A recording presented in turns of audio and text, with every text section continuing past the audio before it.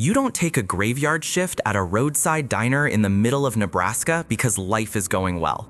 You do it because your radiator blew on Interstate 80, you have $18 in your checking account, and the only mechanic in 50 miles won't touch your car until his parts guy gets back from Omaha. That's how I ended up at the Prairie Rose Diner.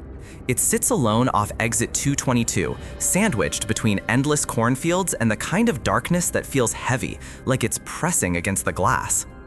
The manager, a woman named Deb, who looks like she hasn't slept since the Reagan administration, hired me on the spot. She didn't ask for a resume. She just looked at my shaking hands, checked my pulse to make sure I was alive, and handed me an apron that smelled like stale coffee and bleach. The pay was $25 an hour, cash, under the table. For a diner that barely sees 3 truckers a night, that should have been my first red flag. The second flag was the way Deb looked at the corner booth. Booth number 7. It's the best seat in the house, a large red vinyl corner booth right next to the western window. It offers a perfect view of the flat horizon, where the Nebraska sunsets bleed purple and orange across the sky. But every time a customer tried to sit there, Deb would intercept them. She'd put on this tight, painful smile, offer them a free slice of rhubarb pie, and steer them to the counter, claiming booth 7 was reserved. It was always reserved, but nobody ever sat there.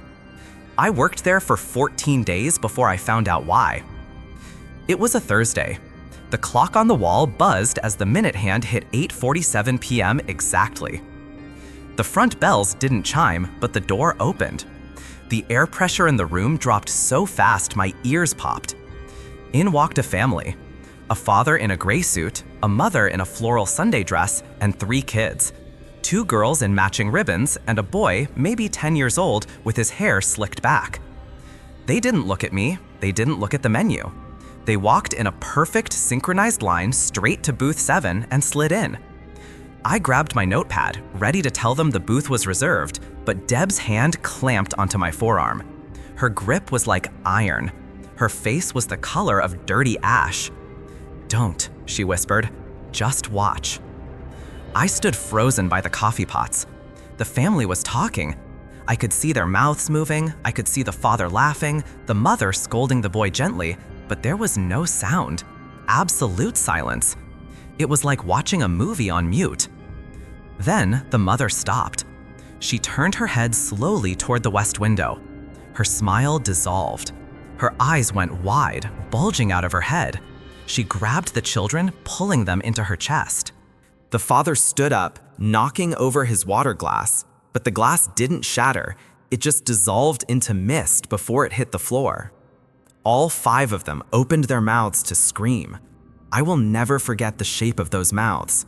They were stretched too wide, unhinged, contorted in absolute primal terror. They were screaming for their lives, but the diner remained dead silent. The lights flickered, the coffee in the pot began to boil violently on its own, and then, blink. Empty. Booth 7 was spotless. The family was gone. I looked at Deb. She was trembling as she lit a cigarette right there in the kitchen. "It was May 22nd, 1953, she said, blowing smoke at the ceiling fan. The Hansen family. They stopped for a quick bite on their way to Grand Island. An F5 tornado touched down 3 miles west. They saw it coming through that window. They didn't make it to the cellar." She told me they come back every night. Every single night at 8:47 p.m., they relive the moment they saw the funnel cloud. They die over and over again in a loop that's been running for 70 years. I wanted to quit. I reached for my apron strings, ready to walk out into the cornfields, broken car or not. But then Deb reached under the register and pulled out a yellowed, grease-stained index card. It was laminated in cheap plastic that was peeling at the corners. "If you want the cash, you stay," she said. "But if you stay, you have to follow the protocol." This was written by Gladys Pfeiffer, the head waitress here in '71. She survived 20 years on the night shift. I took the card. The handwriting was jagged, pressed hard into the paper. It was titled Staff Rules for the Night Shift. Rule number 1, Booth 7 is strictly reserved from 8:30 p.m. to 9:15 p.m. Under no circumstances do you see a living customer there during this window. If a customer forces their way in, do not argue. Just retreat to the kitchen and lock the door. Whatever sits down with them is not your problem, but the mess it leaves behind will be. Rule number 2. Never approach the booth while the Hansen family is seated. They are a residual haunting, usually harmless, but the air pressure inside that booth during the event drops low enough to burst the blood vessels in your eyes. Stay behind the counter. Rule number 3. Do not make eye contact with the mother. If she notices you, the loop breaks. She will stop looking at the tornado and start looking at you. You do not want her to think you are the one keeping the door locked. Rule number 4.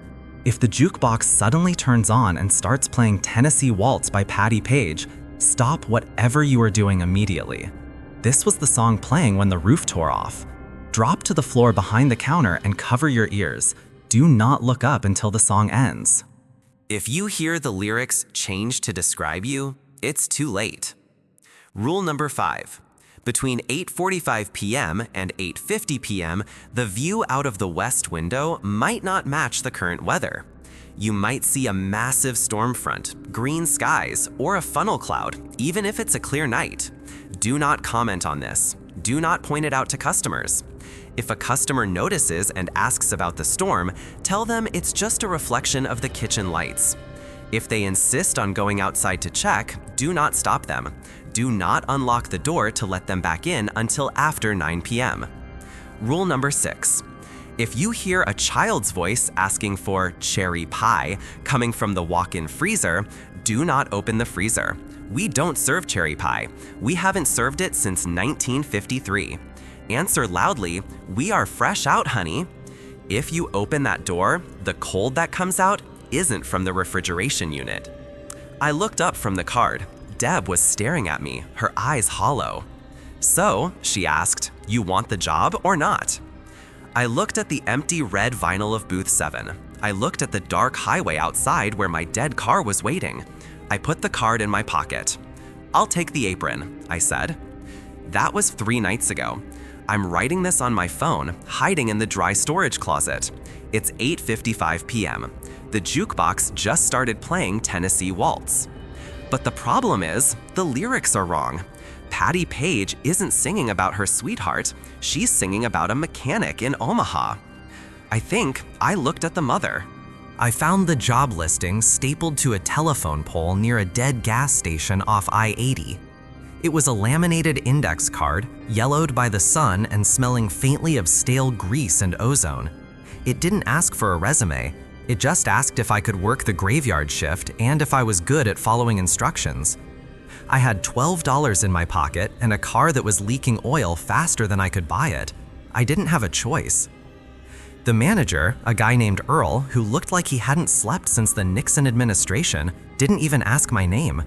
He just handed me an apron and a heavy leather-bound notebook. He told me the coffee machine was finicky, the pie was brought in fresh on Tuesdays, and that if I wanted to survive until my first paycheck, I needed to memorize the list on page 1. He wasn't joking. He didn't smile. He just pointed to the notebook, grabbed his keys, and walked out the door before the sun went down. I opened the book. The handwriting was jagged, pressed hard into the paper, like whoever wrote it was terrified the ink would fade before someone read it. These are the rules of the Cornhusker Grill. Read them carefully. Rule number 1. The jukebox in the corner is a Wurlitzer 1015. It has been broken since 1987. It is not plugged in. However, between the hours of 1 a.m. and 1:15 a.m., it might light up. If it starts playing "I Don't Want to Set the World on Fire" by the Ink Spots, stop whatever you are doing. Drop the plates, drop the coffee pot, it doesn't matter. Immediately lie flat on the floor behind the counter and cover your ears. Do not look at the dance floor. You will hear the sound of heavy boots dragging across the linoleum and the smell of burning wheat. Do not stand up until the song ends. If the song skips, pray. Rule number 2. Never seat anyone in booth 4 facing the window. That booth belongs to the traveler. He usually comes in on stormy nights wearing a gray raincoat that is dripping wet, even if it hasn't rained in weeks. He will order a slice of cherry pie and a black coffee. Serve him. Do not make small talk. Do not look at his face. If you look closely, you will realize his face has no features, just smooth, pale skin where eyes and a mouth should be. If he leaves a tip, do not touch it with your bare hands. Sweep it into the trash using a dustpan. The coins are radioactive. Rule number 3. Pay attention to the cornfield across the highway. During the day, it's just corn. At night, the rows change. If you look out the window and notice that the corn stalks seem closer to the building than they were an hour ago, go to the front door and lock it immediately. Turn off the neon open sign. Stand in the center of the diner and close your eyes. You will hear tapping on the glass. It will sound like fingers at first, then like bones. Do not open your eyes until the tapping stops. The corn wants to come inside. The corn is hungry. Rule number 4. If the phone rings at exactly 3:33 a.m., answer it. You will hear static on the other end, followed by a child's voice reading a sequence of numbers. Write them down on a napkin. Once the line goes dead, take the napkin to the walk-in freezer and stick it to the meat hook in the back corner. Do not read the numbers aloud. Do not try to decode them. They are coordinates. If you don't answer the phone will keep ringing, but the sound will start coming from inside your own head. It doesn't stop. Rule number 5. We do not serve the special. There is no special on the menu. If a customer comes in, usually a family of 4, all dressed in their Sunday best, and the father asks for the special, you must look him in the eye and say, "The harvest was bad this year." If he nods, they will leave. If he frowns and asks again, retreat to the kitchen and lock the door. You will hear screaming from the dining area. It will sound like animals being slaughtered. Do not come out until sunrise. When you open the door in the morning, the dining room will be clean, but the smell of copper will linger for days. Rule number 6. If you see a state trooper car pull into the parking lot, look at the license plate. If the plate reads void, hide in the bathroom. That is not a police officer. That is the thing that patrols the highway looking for stragglers. It mimics authority. It will bang on the door and demand you open up for a health inspection. Its voice will sound like grinding metal. Do not answer. Do not make a sound. It cannot enter unless invited. Rule number 7. This is the most important rule. At 4 a.m., the bathroom mirror will show your reflection doing things you are not doing. It might be smiling while you are frowning. It might be screaming while you are silent. Ignore it. Wash your hands, keep your head down, and get out. If your reflection stops moving and stares at you, break the mirror immediately. Use the hammer under the sink. You have 5 seconds before it reaches out and pulls you in. 7 employees have gone missing in that bathroom. We don't want to replace the glass again. I thought it was a joke, a hazing ritual for the new guy. Then at 1:05 a.m., the jukebox lit up, and I smelled smoke. You know that feeling when you drive for so long the highway hypnosis sets in? The white lines on the road start to look like Morse code, telling you to turn back? That's Nebraska at 2 a.m. It's not just a state, it's a sensory deprivation tank made of corn and asphalt. I didn't choose the Prairie Rose Diner. The Prairie Rose chose me, mostly because my radiator blew out at exit 222 and I had exactly $18 in a pack of stale cigarettes to my name. The manager, a woman named Deb, who looked like she'd been smoking since the Dust Bowl, hired me on the spot. She didn't ask for a resume. She just looked at my hands, looked at the clock, and handed me an apron that smelled like old grease and bleach. But this isn't about the job. It's about the silence. Most people think diners are loud. Clinking silverware, the sizzle of the flat top, the low hum of conversation. Not here. Not on the graveyard shift. The Prairie Rose sits in a dead zone between Lexington and Gothenburg. Outside, there is nothing. Just an ocean of black grass and a sky so big it makes you feel like you're falling upwards. Inside, the atmosphere is thick, liminal. It feels like a waiting room for something that's never going to arrive. The fluorescent lights don't just buzz, they scream in a frequency you feel in your teeth. I'd been working there 2 weeks when the atmosphere shifted. It wasn't gradual, it was instant, like someone flipped a switch on reality. I was wiping down the counter. The smell of coffee usually masked everything, but suddenly the air changed. It smelled like ozone, like wet dirt and static electricity. The kind of smell you get right before a thunderstorm breaks the sky open. But I looked outside and the moon was clear. That's when I felt it. The weight of eyes. I was the only one in the front of the house. Deb was in the back office counting receipts. But I felt watched, not by a person. It felt like the ketchup bottles, the napkin dispensers, the vinyl seats. They were all observing me, waiting for me to make a mistake. And then I saw it. Booth number 7. Deb had told me on day 1, you never seat anyone at booth 7. It's the best seat in the house. Big corner booth, pristine red leather, a panoramic window looking west. But she said it was reserved, indefinitely. At 8:47 p.m., the front door chime didn't ring. The door just opened. The air pressure dropped so fast, my ears popped. A family walked in. A father in a sharp gray suit, a mother in a floral Sunday dress, 2 little girls in matching ribbons, and a boy, maybe 10 years old, with slicked back hair. They didn't look like they belonged in 2024. They looked like a Kodachrome photograph that had been left in the sun too long. The colors of their clothes were too saturated, too bright for the dim diner lights. They didn't look at me. They didn't look at the menu. They glided, that's the only word for it, straight to booth 7. I froze. My instinct was to run over there, tell them the booth was closed, tell them to move. But then I saw Deb. She was standing in the kitchen doorway, gripping the frame so hard her knuckles were white. She caught my eye and shook her head, just once, a sharp, terrified motion. Then she mouthed one word, watch. The family sat. They were talking. I could see the father laughing, throwing his head back. I could see the mother scolding the boy gently. I could see the little girls clapping their hands. But there was no sound. Absolute silence. The hum of the refrigerator had stopped. The buzz of the lights had cut out. It was a vacuum. I could hear the blood rushing in my own ears, thumping like a war drum. I looked at the clock. 8:47 p.m. became 8:48 p.m. Then the view out the window changed. It was pitch black outside a second ago, but now, through the glass behind booth 7, it wasn't night, it was late afternoon. The sky was a bruised purple, the color of a fresh hematoma. And on the horizon, miles away but closing in fast, was a funnel cloud, massive. A finger of God dragging across the earth, kicking up debris that looked like black dust from this distance. The mother in the booth stopped smiling. She turned her head to the window. I will never forget the way her face fell.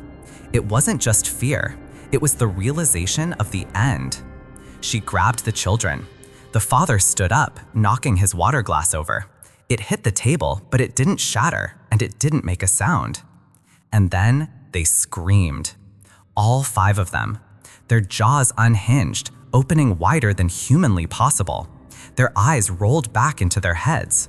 They were screaming in absolute primal terror at the approaching storm. But the silence held. It was worse than hearing it. Watching their throats strain, watching the veins pop in the father's neck, watching the children's faces crumple, all in dead silence. It was like watching a mute video of an execution. The lights in the diner flickered. Once, twice. Blink. The booth was empty. The ozone smell vanished, replaced instantly by the smell of burnt toast and old coffee. The hum of the refrigerator kicked back on. The silence broke. I was shaking. I looked at Deb. She walked over, looking tired, so incredibly tired. She pulled a laminated card out of her apron pocket. It was yellowed with age, the edges peeling. "You survived the show," she said, her voice raspy. "Now you need the script." She slapped the card on the counter. It was titled, Protocol for the Hansen Family, established 1971 by Gladys Pfeiffer. I picked it up. My hands were trembling so bad I could barely read the typewriter font. Rule number 1. Booth 7 is reserved between 8:30 p.m. and 9:15 p.m. No exceptions. If a customer tries to sit there, give them a free slice of pie. Lie to them. Tell them the seat is broken. Do not let living people sit in the dead's gravity well. Rule number 2. Do not approach the booth when the family is seated. They are reenacting their final moments from May 22nd, 1953. If you get too close, you become part of the memory. We lost a busboy in '88. He walked over to refill the coffee. He never walked back. Rule number 3. No eye contact. If the father looks at you, look at the floor. He is looking for help that you cannot give. If you acknowledge him, he might try to follow you home. Rule number 4. The jukebox. I looked over at the old Wurlitzer in the corner. It was dark.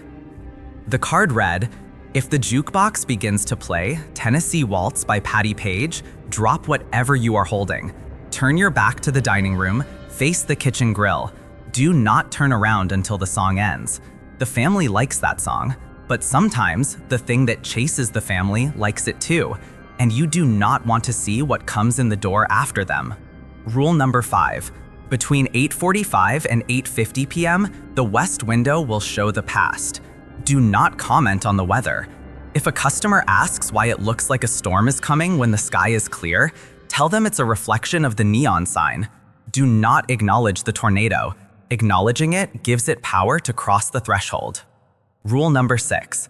If you hear a child asking for pie from the walk-in freezer, lock the freezer door from the outside and wait 10 minutes. We don't have children on staff, and the Hansen kids never leave the booth. I looked up at Deb. What happens if I break the rules? Deb lit a cigarette, right there in the dining room. Then I have to hire a new night shift, she said, and I hate training people. I looked back at booth 7. It was just a booth again. Red vinyl, chrome edges, ketchup bottles standing guard, but the air around it still felt cold. I needed the money. I needed to fix my car, so I stayed. But I'm writing this down for you. If you're ever driving through Nebraska on I-80 and you see the Prairie Rose Diner, keep driving. The coffee is burnt, the pie is stale, and if you sit in the wrong seat at the wrong time, you might never check out. Wait, the jukebox. It just lit up. I can hear the crackle of a vinyl record starting. It's Patti Page. I have to go. I have to face the kitchen. If I stop typing, you know why. Don't look at the window. Don't look at the window. It was a Thursday. It always feels heavier on a Thursday. I checked the clock above the service counter.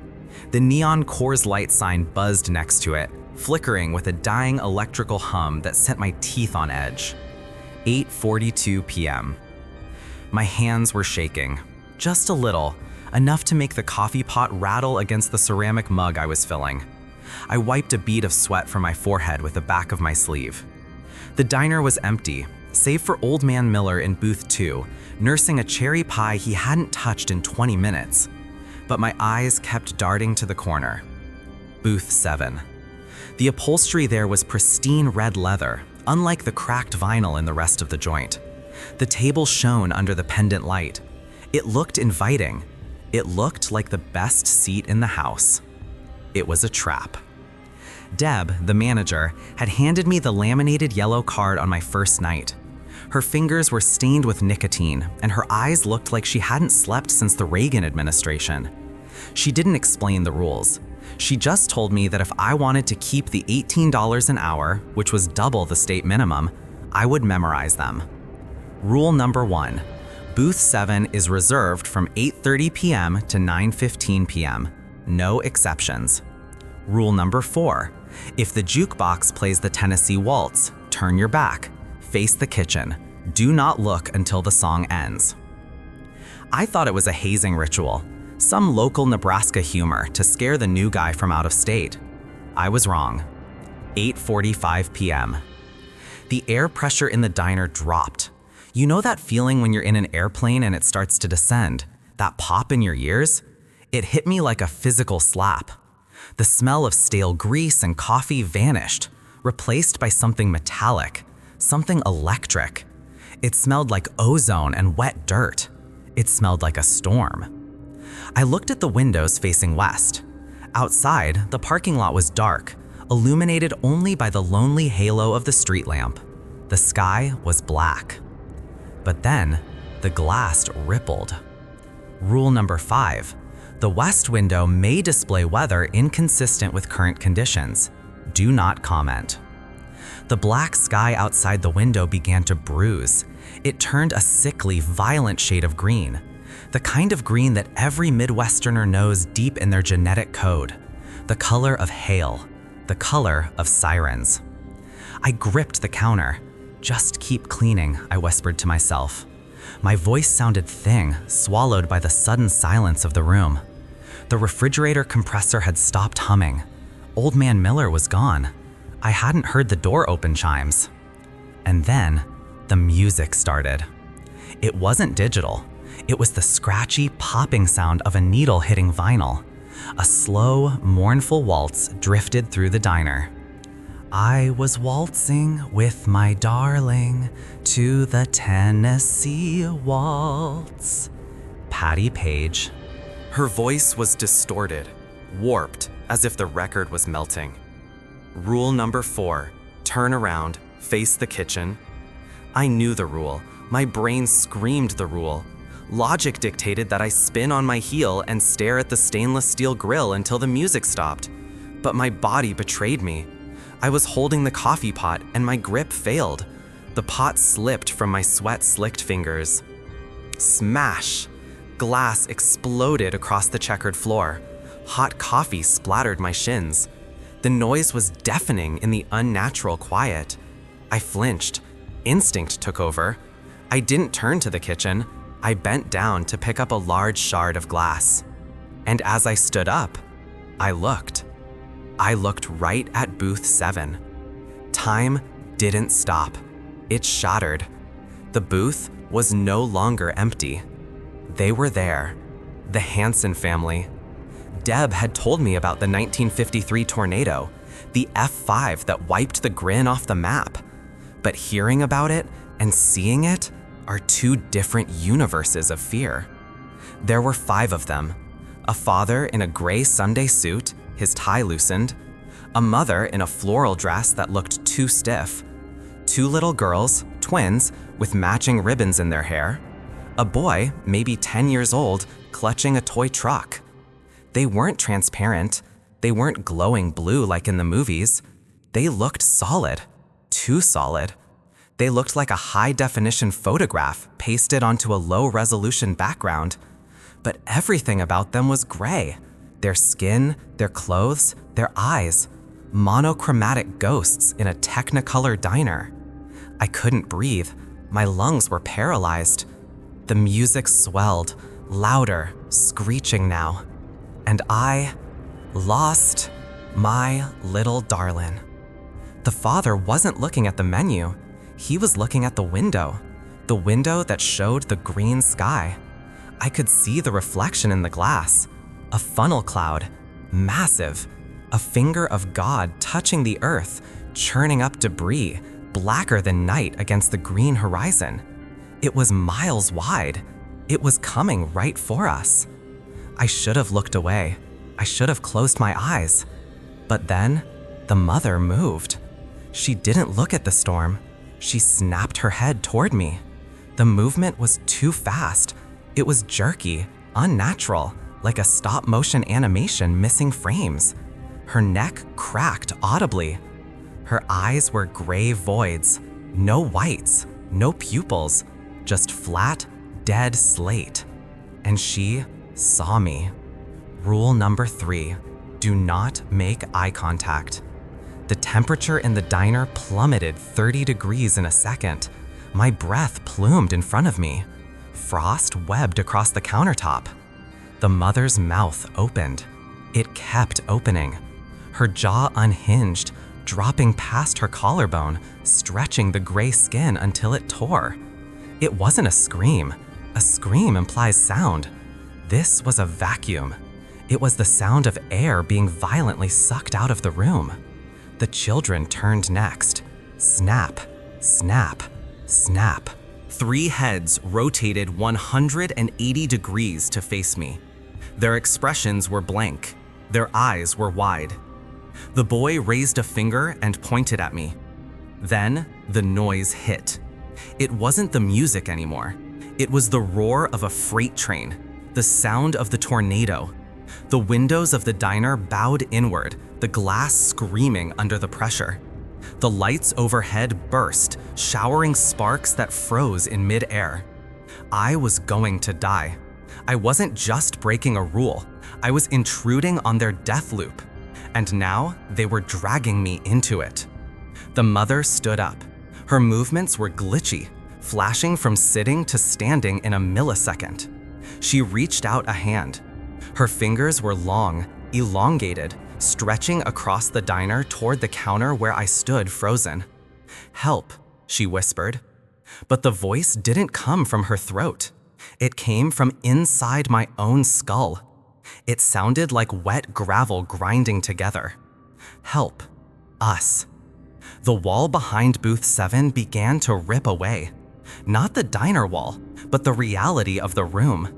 The bricks dissolved into the spinning vortex of the 1953 storm. The wind howled, smelling of pulverized wood and copper blood.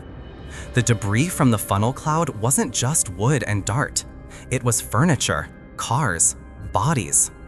I saw a 1950s sedan tumbling in slow motion through the vortex outside the window. I saw the date on the license plate. The mother's hand was inches from my face. The cold radiating off her was burning my skin. I could see the pores on her gray face. I could see the terror etched into the static lines of her existence. She didn't want to hurt me. She wanted me to take her place. The logic hit me like a bullet.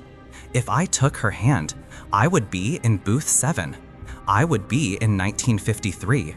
And she would be here, behind the counter, alive in 2024. A trade. "No," I croaked. My voice was barely a whimper. The boy with the toy truck laughed. It was a high, distorted sound, like a radio tuning between stations. The jukebox screeched the final note of the song.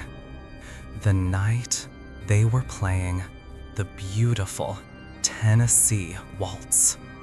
I squeezed my eyes shut. I slammed my hands over my ears and dropped to the floor, curling into a ball amidst the broken glass and hot coffee. I screamed. I screamed until my throat tasted like iron. "I'm not here. I'm not here. I am the employee. I am the observer. I follow the rules." I recited the rules like a prayer. Booth 7 is reserved. Don't look. Don't look. Don't look. The wind roared one last time, a sound so loud it vibrated my ribcage. And then, silence. Absolute, dead silence. The only sound was the hum of the refrigerator compressor kicking back on.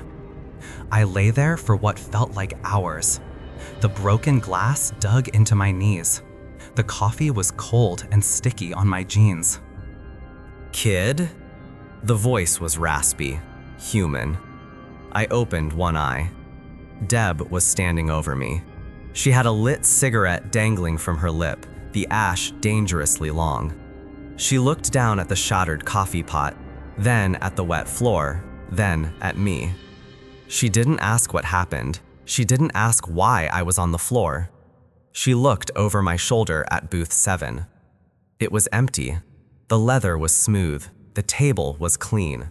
The view out the window was just the dark, paved parking lot of a Nebraska truck stop. Deb took a long drag of her cigarette and exhaled a cloud of blue smoke. She reached into her apron pocket and tossed a dustpan onto the floor next to me. "You looked," she said. It wasn't a question. I nodded, unable to speak. "You're lucky," she muttered, turning back toward her office. "Last guy who looked, we never found his tongue. Found his teeth in the grease trap, but never the tongue." She stopped at the door and looked back. Her expression wasn't angry, it was pitying. "Check the clock, kid." I pulled myself up, my legs trembling so bad I had to lean on the counter. I looked at the neon sign. 8:48 p.m. 1 minute. The entire ordeal, the storm, the family, the eternity of fear, it had all happened in 60 seconds. I cleaned up the glass, I mopped the floor, I made a fresh pot of coffee. But as I wiped down the counter, I saw something. There, on the shiny surface of the formica, right where I had been standing. A wet, gray handprint. It wasn't fading. I scrubbed it, I used bleach, I used steel wool. It wouldn't come off. It was etched into the material. And if I stand at the right angle and the light hits it just right, I can still see the fingerprints swirling, moving, like tiny storms trapped in the surface. I still work here. I have to. You see, when the mother touched me, or almost touched me, something transferred. I don't need the laminated card anymore. I know when they're coming. I can feel the pressure drop in my bones hours before 8:47 p.m. And sometimes, when I'm driving home and I look in my rearview mirror, I see two little girls with matching ribbons in the back seat. Just for a second. Don't take the job at the Prairie Rose Diner. And if you do, for the love of God, when the music starts, don't look back. I need you to listen to me very carefully. If you are driving through Nebraska on Interstate 80, somewhere between Lexington and Gothenburg, do not take exit 222. If you see a neon sign flickering with the words Prairie Rose Diner, keep driving. Do not stop for coffee. Do not stop for the bathroom. And for the love of God, do not apply for the night shift. I am writing this on my phone, huddled behind a stack of 50-pound flour sacks in the dry storage room. My battery is at 12%. My hands are shaking so bad, I have to type with my thumbs pressed against my knees to steady them. I don't know if I'm going to make it to sunrise. I broke a rule. I broke rule number 4. And now I'm playing hide and seek with something that died 70 years ago. Let me back up, just for a second. I need to keep my mind logical, or I'm going to start screaming. And if I scream, he will find me. I got this job 2 weeks ago. My car died, transmission blew out right in the middle of the cornfields. I had $18 to my name and a maxed out credit card. I walked 3 miles to the only lights I could see, the Prairie Rose. It looks like your standard Americana throwback. Checkered floors, chrome stools, the smell of stale coffee and cherry pie. The manager, a woman named Deb who looks like she hasn't slept since the Reagan administration, hired me on the spot. She didn't give me a W-2 form. She gave me a laminated yellow card. The plastic was peeling at the corners, stained with grease and something that looked disturbingly like dried copper. The title read, 6 Rules for the Night Shift, authorized by Gladys Pfeiffer, 1971. I thought it was a joke. Every small town has its ghost stories, right? The haunted booth, the lady in white. I laughed. Deb didn't. She grabbed my wrist, her grip like iron wire, and told me that if I wanted to live to spend my first paycheck, I would memorize that card. I should have listened. The rules were specific, bizarrely specific. Rule 1, Booth 7 is reserved from 8:30 p.m. to 9:15 p.m., no exceptions. Rule 5, between 8:45 and 8:50, ignore the weather outside the west window. And Rule 4, the one I messed up. If the jukebox starts playing Tennessee Waltz by Patti Page, stop what you are doing. Turn your face to the kitchen wall. Close your eyes. Do not turn around until the song ends. Do not look at the reflection in the toaster. Do not look at the reflection in the window. Just count to 300. It was 8:47 p.m. I was wiping down the counter. The diner was empty. It's always empty at 8:47. The air pressure usually drops. Your ears pop like you're on an airplane descending too fast. The smell comes next. Not food, but ozone. wet dirt, the smell of a storm that's about to rip the world apart. That's when the jukebox clicked. It's an old Wurlitzer, unplugged half the time, but it lit up with a sickly green glow. The static hissed, and then that voice came on, Patty Page, slow, mournful, distorted, like the vinyl was melting. I was waltzing with my darling to the Tennessee waltz. I panicked. I did exactly what Deb told me to do. I spun around on my heel and faced the stainless steel wall of the pass-through window. I squeezed my eyes shut. I started counting. 1, 2, 3. But I forgot about the prep table. We had just polished the stainless steel prep table. It was like a mirror. And like an idiot, like a curious, doomed idiot, I opened my eyes for a split second. Just a reflex. I saw the reflection of the dining room behind me. I saw booth 7. It wasn't empty. There was a family there. A mother, a father, 2 little girls in matching Sunday dresses, and a boy. They were gray. Not like black and white TV, but gray like dead skin. Gray like ash. They were moving in a loop, laughing without sound. But the father wasn't looking at his menu. In the reflection, the father was looking directly at me. His neck was twisted, snapped. His head sat at a 90-degree angle on his shoulder, but his eyes, milky white, devoid of pupils, were locked onto mine in the reflection. Then he smiled. His jaw unhinged, dropping too low, stretching the skin until it tore. The music stopped. It didn't fade out. It stopped. Dead silence. No hum from the refrigerator, no buzz from the neon sign, just the sound of a heavy, wet boot taking a step on the linoleum floor behind me. Thud. Squelch. I didn't turn around. Instinct took over. That primal lizard brain survival instinct that kept our ancestors from getting eaten by tigers. I dropped to the floor and scrambled on my hands and knees into the dry storage room. I didn't breathe.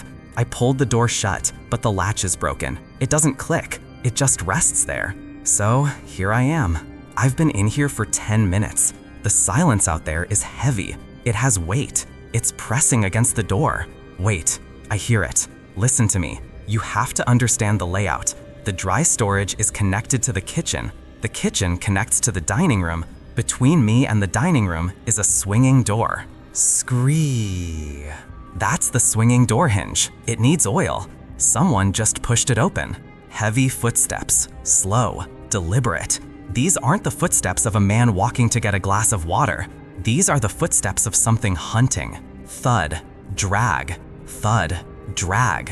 One of his legs is broken. I remember the story Deb told me. The tornado of 1953. The Hansen family didn't make it to the cellar. The father's legs were crushed under the support beam of the roof. He's dragging his broken leg across the kitchen tiles. I'm pressing my hand over my mouth. My heart is hammering so hard against my ribs, I'm terrified he can hear it. Can ghosts hear heartbeats? Is he even a ghost? Ghosts are supposed to be memories, right? Replays? This feels physical. The air in here is getting colder. I can see my breath puffing out in little white clouds in the darkness of the storage room. The temperature is dropping rapidly. That's the sign of the storm, the epicenter. He's in the kitchen. I can hear him interacting with the environment. He's not phasing through things. I hear the clatter of a ladle falling off the rack. He knocked it over. He has mass. If he has mass, he can open the door. Thud. Drag. He's stopping. He's right on the other side of the wall. I'm leaning against the shelving unit, and he's just on the other side of the drywall by the deep fryer. A smell is seeping under the door gap. It's awful. It smells like stagnant pond water, wet dog, and old coppery blood. It's making me gag. I have to swallow the bile rising in my throat. If I cough, I'm dead. If I gag, I'm dead. Deb said rule 2 was do not approach the booth. She said rule 3 was do not make eye contact. I made eye contact. I acknowledged him. I invited him in. The sound has changed. The footsteps stopped. Now it sounds like breathing, but it's wet. A gurgling, rattling breath, like his lungs are full of fluid. Rattle, wheeze, rattle, Wheeze. He's looking for me. I can feel it. You know that sensation when someone is staring at the back of your neck? Multiply that by 1,000. It feels like ants crawling under my skin. Something is scratching the other side of the door. Scritch, scritch, scritch. It sounds like a fingernail, or maybe bone. Ruthie. Oh God, he knows my name. He spoke. It didn't sound like a human voice. It sounded like the wind howling through a cracked window shaped into words. Ruthie, the storm is coming. I'm crying. I can't help it. Tears are streaming down my face, hot and stinging. I'm biting my lips so hard I taste blood. I want to go home. I want to be in my bed, broke and unemployed, anywhere but here. The handle of the storage door. It's a round silver knob. It's turning. Slowly, grind by grind. The metal is groaning. I'm looking around for a weapon. There's nothing. A bag of flour? A can of peaches? A box of straws? What am I going to do? Throw straws at a tornado victim? The door is opening. Just a crack. A sliver of light from the kitchen spills in. It cuts across the floor like a laser beam. I see the shadow. The shadow stretching across the floor isn't human. It's distorted, elongated. The head is hanging loose, flopping to the side. I squeeze my eyes shut. Maybe the rules still apply. Maybe if I don't look at him directly, he can't hurt me. Maybe if I deny his existence, he loses power. I do not see you, I whisper. It's barely a breath. I do not hear you. You are not real. You are a memory. You are 1953. The door stops moving. The breathing stops. For 10 seconds, there is absolute silence. The kind of silence that rings in your ears. Then, the voice comes from right beside my ear, inside the room. I am not a memory. I scream. I can't help it. I scramble backward, knocking over the stack of flour sacks. They explode in a white cloud, filling the air with dust. I see him, standing in the cloud of flour, illuminated by the sliver of light. He's tall, too tall. His suit is tattered, covered in mud and debris. His face, oh God, his face. It's pale and bloated, the water from the storm trapped under his skin. One eye is missing, the other is staring right at me. And he's reaching out. His hand is gray, the fingers long and broken. I scramble back, kicking my legs, trying to get away, but my back hits the freezer wall. I'm trapped. He steps closer. The flour swirls around him like the vortex of the tornado that killed him. Please, I beg. I didn't mean to look. I'm sorry. He pauses. He tilts his broken head to the other side. A sickening crack echoes in the small room. He points a finger at me. The bill, he gurgles. We need the check. My brain short circuits. The terror is so high it loops back around to absurdity. He wants the check? The family in booth 7? The check? I stammer. We are finished, he wheezes. The storm is here. We must leave. I'm shaking. I fumble in my apron pocket. I don't have a notepad. I grab a receipt from a trucker's order earlier tonight, a burger and fries. It's crumpled. I hold it out. My hand is vibrating. He reaches for it. His fingers brush mine. They are freezing cold, iceburn cold. It feels like touching liquid nitrogen. He takes the paper. He looks at it with his one good eye. Then he nods, a stiff, jerky motion. Service was acceptable, he rasps. He turns around. The thud, drag sound resumes. He walks out of the storage room. I hear him moving through the kitchen. I hear the front door of the diner chime as it opens. And then, the sound of wind. Violent, screaming wind. For 5 seconds, the entire building shakes. The pots rattle on the hooks. The flour dust in the air spins into a mini cyclone. And then it stops. Everything stops. I hear the hum of the refrigerator kick back on.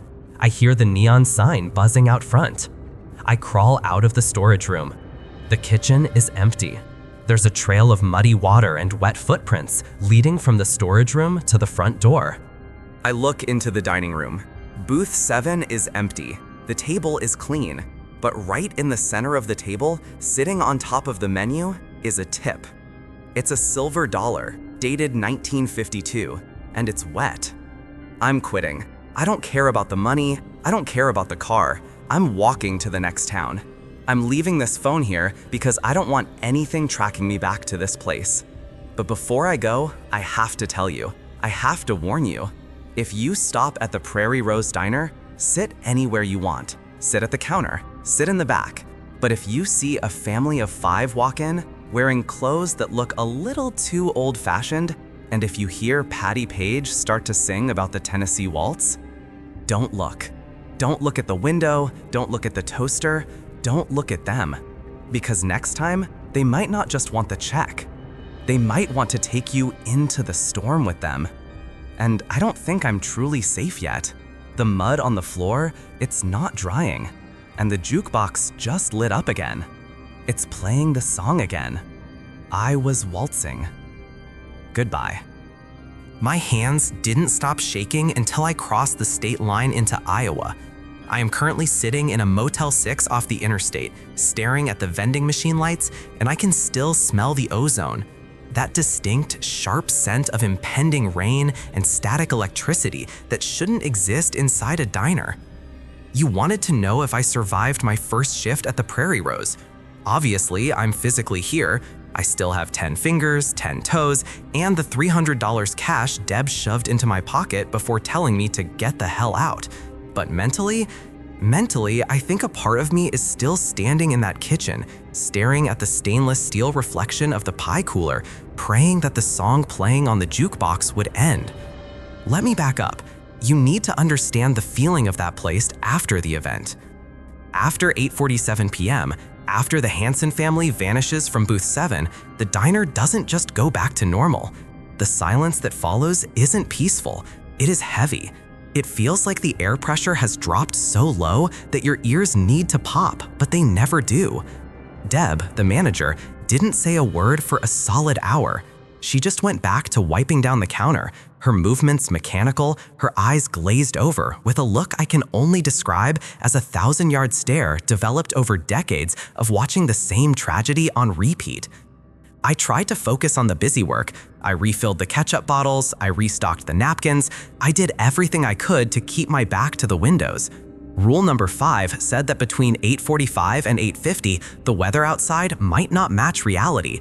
But even after 9 p.m., I couldn't bring myself to look at the glass. I was terrified I'd see a funnel cloud touching down on the horizon, illuminated by lightning that wasn't there. The real test came at 2 a.m.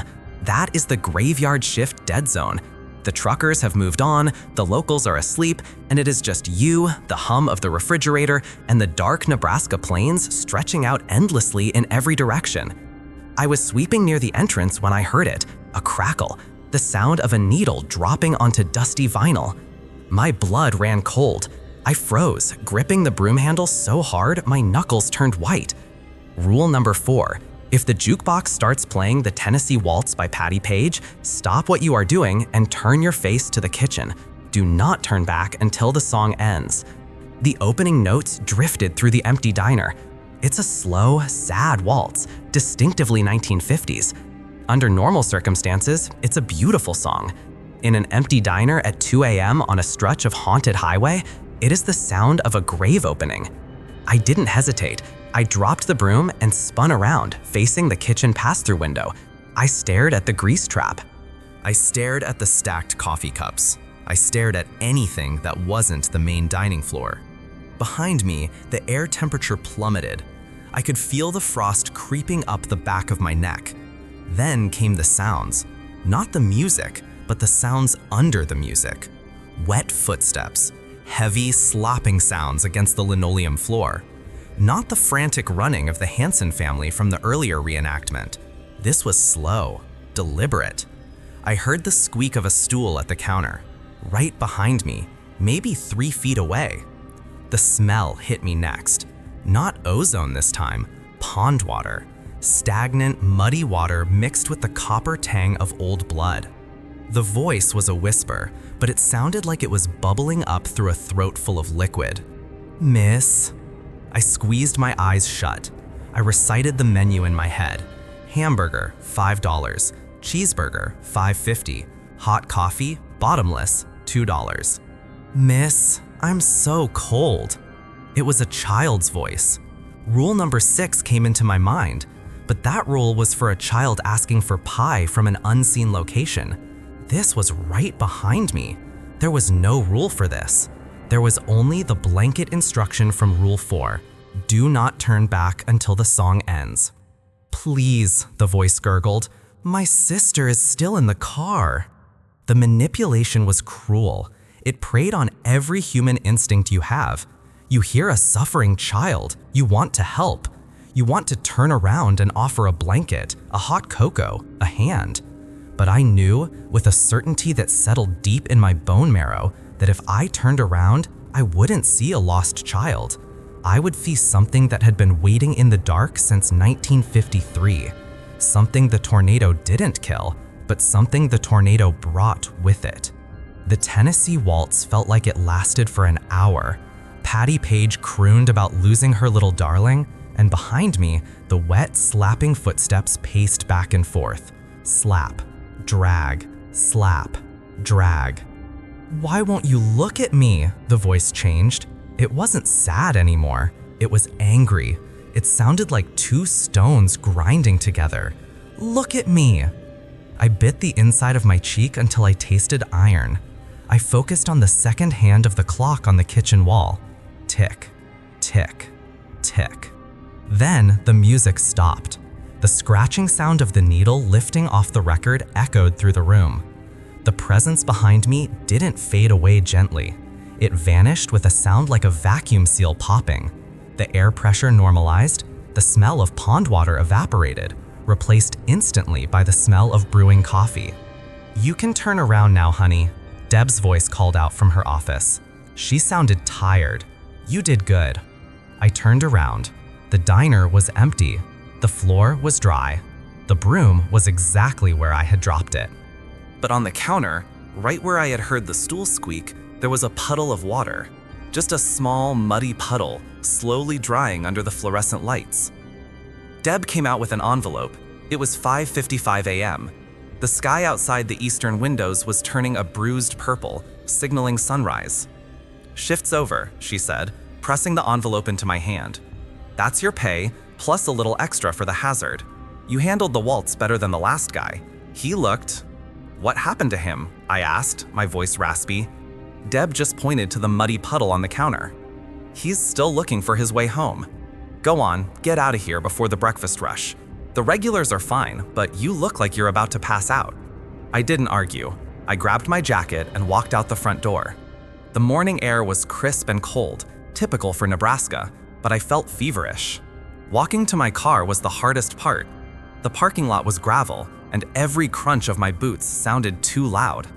I kept expecting to see them, the family, standing by their 1950s sedan, waiting for me, watching me with those eyes that had seen the end of the world. I got into my beaten-up Honda, locked the doors, and didn't check the back seat. I know that's a horror movie mistake, but I couldn't do it. If there was something back there, I didn't want to know until it killed me. I turned the key, the engine sputtered, and my heart hammered against my ribs. "Please start. Please don't die on me now." And then it roared to life. I threw it in reverse and peeled out of that lot faster than I should have. As I pulled onto the access road leading back to I-80, I made the mistake of looking in the rearview mirror. The diner looked normal, a small illuminated box in the middle of the vast darkness. But in the window of booth 7, the one that looks out west, I saw them. 5 silhouettes, blacker than the surrounding night. They weren't eating. They were all pressed up against the glass, watching me leave. And even from that distance, I could tell. Their mouths were open. They were screaming. I drove for 4 hours straight. I didn't stop for gas until the light came on. I didn't turn on the radio because I was terrified I'd hear Patty Page. I'm sharing this now because I need it to be real. I need someone else to know that exit 222 isn't just a place to get gas and a slice of cherry pie. There are things in the middle of this country that are stuck. Moments of time that are jagged and broken, replaying trauma like a scratched record. And here is the thing that keeps me awake. The thing that Deb didn't tell me, but I figured out on the drive here. When the ghost child spoke to me, it said its sister was still in the car. The Hansen family had 2 daughters and 1 son.